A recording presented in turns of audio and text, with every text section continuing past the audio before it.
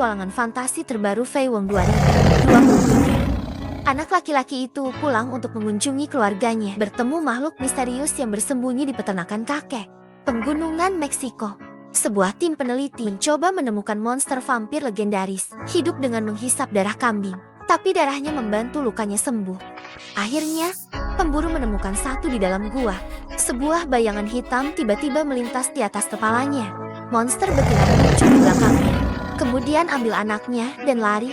Pemburu yang marah mengeluarkan suar, menembak monster itu.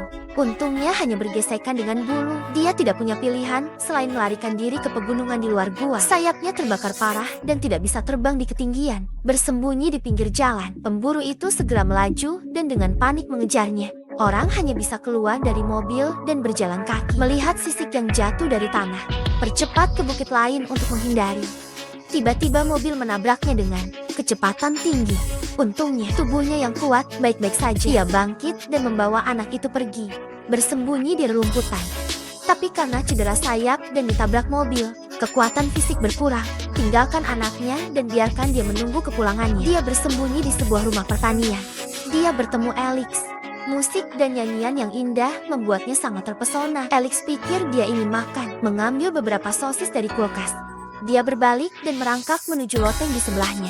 Alex mengira ada sesuatu dan mendapat satu dari sudut. Tikus mati tersembunyi. Baru kemudian, saya mengerti kebaikan hal kecil itu.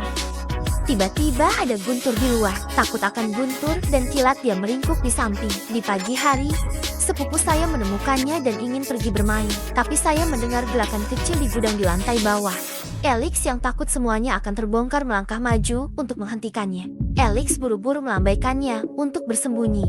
Saat keduanya hendak pergi, benda-benda kecil jatuh langsung dari langit siap menyerang. Alex melihat ini dan harus berdiri di depan. Itu berarti dia adalah monster yang dicari di mana-mana akhir-akhir ini. Sebuah teriakan merangsang hal kecil itu lagi.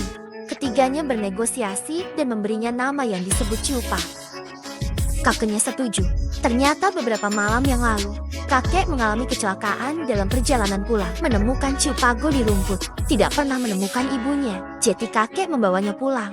Pemburu datang ke pintu bersama anak buahnya. Mereka melewati nomor plat yang tertinggal di tempat kejadian. Ingin masuk ke dalam rumah dan menggeledah gudang. Dia segera menolak permintaan pemburu yang tidak masuk akal. Untuk membantu Ciupa menemukan keluarganya, sepupu mengajarinya cara menguasai sayap dan terbang. Ciupa terinspirasi dan bergegas ke udara. Tapi dia tidak akrab dengan penggunaan keterampilan. Pada saat yang sama, kakek juga membantu Alex keluar dari trauma kematian ayahku karena kanker. Tapi Alex yang tidak terampil benar-benar dirugikan. Kakek terus-menerus provokatif.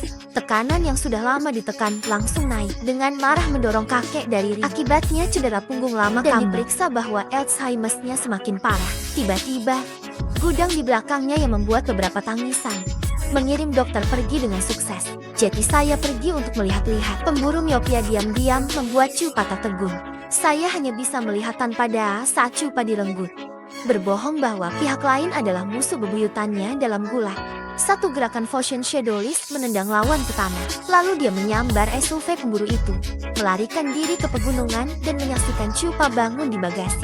Bahaya yang lebih besar ada di depan. Ketika dia mencium aroma ibunya, dia langsung bereaksi.